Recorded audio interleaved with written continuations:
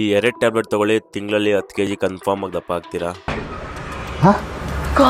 Hello ಎಲ್ರಿಗೂ ನಮಸ್ಕಾರ, welcome to day 65 of quality bulking. Morning ಬೇಗ ಎದ್ದು ಆಫ್ ವಾಟರ್ ಕುಡ್ಕೊಂಡು ನಾನು ಪ್ರೀ ವರ್ಕೌಟ್ ಮೀಲ್ ತಿನ್ಕೊಂಡು ಡೈರೆಕ್ಟಾಗಿ ಜಿಮ್ ಕಡೆ ಹೊರಟೆ. ಜಿಮ್ಗೆ ಹೋದ್ರೆ ಇವತ್ತು ಫುಲ್ಲು ಕೋಲ್ಡ್ ಆಗಿತ್ತು, ಎನರ್ಜಿ ಕೂಡ ಇರಲಿಲ್ಲ. ಸ್ವಲ್ಪ ವೆಯ್ಟ್ ಕಡಿಮೆ ಹಾಕ್ಕೊಂಡು ನಾನು ಚೆಸ್ಟು ಮತ್ತು ಶೋಲ್ಡ್ರ್ ವರ್ಕೌಟ್ ಮುಗಿಸ್ಕೊಂಡೆ. ಚೆಸ್ಟಿಗೆ 3 variation, ಶೋಲ್ಡ್ರಿಗೂ 3 variation. ಅಷ್ಟು ಮಾಡೋಷ್ಟು ಸುಸ್ತಾಗಿ ಹೋಗಿತ್ತು. ಅಷ್ಟು ಮಾಡಿ ಹಂಗೆ ಮನೆಗೆ ಎಣ್ಣೆ ತೊಗೊಂಡು ಹೋಗ್ಬೇಕಾಯ್ತು. ಎಣ್ಣೆ ತೊಗೊಬಂದು 1 2 ಅವರ್ಸ್ ರೆಸ್ಟ್ ಮಾಡೋಕೆ ಮಲ್ಕೊಂಡೆ.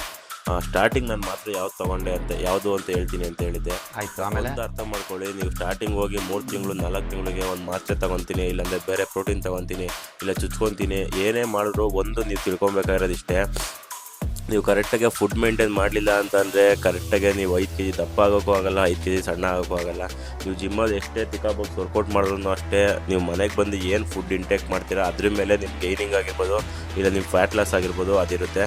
ಅಂದಾಗೆ ನಾನು ಸ್ಟಾರ್ಟಿಂಗ್ ತೋರಿಸಿದ ಮಾತ್ರ ಯಾವುದು ದಪ್ಪ ಆಗೋ ಮಾತ್ರ ಅಲ್ಲ, ಕೋಲ್ಡಿಗೆ ತೊಗೊಂಡಿರೋ ಮಾತ್ರೆ. ಆಮೇಲೆ ಯಾರು ಹೋಗಿ ಟ್ರೈ ಮಾಡೋಕ್ಕೆ ಹೋಗ್ಬೇಡಿ ಅದನ್ನು. ನೈಟ್ ಮೀಲ್ಗೆ ಪನ್ನೀರ್ ಫ್ರೈಡ್ ರೈಸ್ ಮಾಡ್ಕೊಂಡು, ಒಂದು 100 ಗ್ರಾಮ್ ಪಾಲಕ್ಕು, ಸ್ವಲ್ಪ ವೆಜಿಟೇಬಲ್ಸು, ಒಂದು 4 ಓಲೆಕ್ಸು, ಒಂದು 2 ಎಗ್ ವೈಟ್ಸ್ ತಿನ್ಕೊಂಡು ಇವತ್ತಿಗಿಷ್ಟೇ. ನಾಳೆ ಸಿಗೋಣ.